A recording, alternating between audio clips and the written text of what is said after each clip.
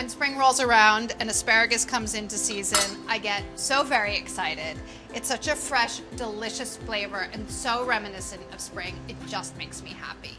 And to prepare it, I like to keep it as simple as possible. So today I'm making steamed asparagus with brown butter and hazelnuts. I've trimmed 2 pounds of very tender asparagus and I'm gonna steam them in a steamer basket.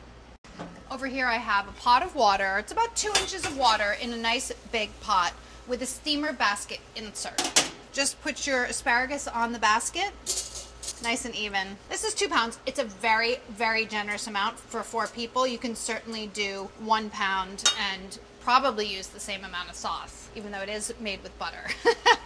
Cover it up and cook it until it's tender, about 5 or 6 minutes. I'm making a brown butter sauce, which is a really nice but very, very simple thing to do and great accompaniment for asparagus or other steamed vegetables. So to make brown butter, what you want to do is cook your butter kind of slowly, like not too fast because you could brown it, until the bottom gets sort of caramelized and brown looking and the foam subsides. You can see that it's sort of very aggressively bubbling right now and there's a little foam on top. That will slow down as it cooks, and the milk solids, which are the white part at the bottom of the pan, will turn nutty and brown, and that's a delicious flavor with fresh spring vegetables like this. Every once in a while, just give your butter a swirl. You can see that the edges are turning golden brown already. That's what I'm talking about.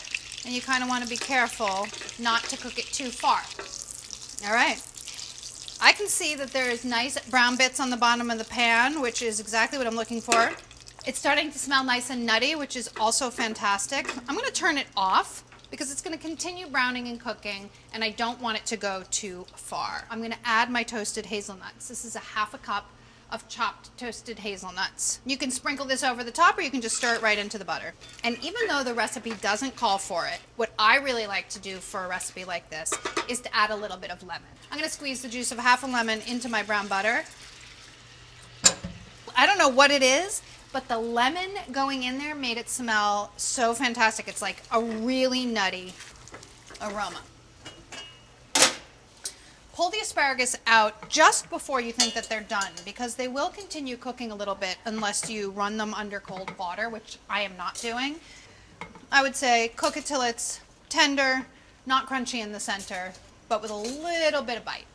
Now, because I added the lemon juice to my butter, it will start to make the asparagus look a little bit less bright green, like a little bit olive, but I think the increase in flavor is well worth it. Pour your butter, your nutty butter over the top. A little bit of salt and pepper. Oh my God.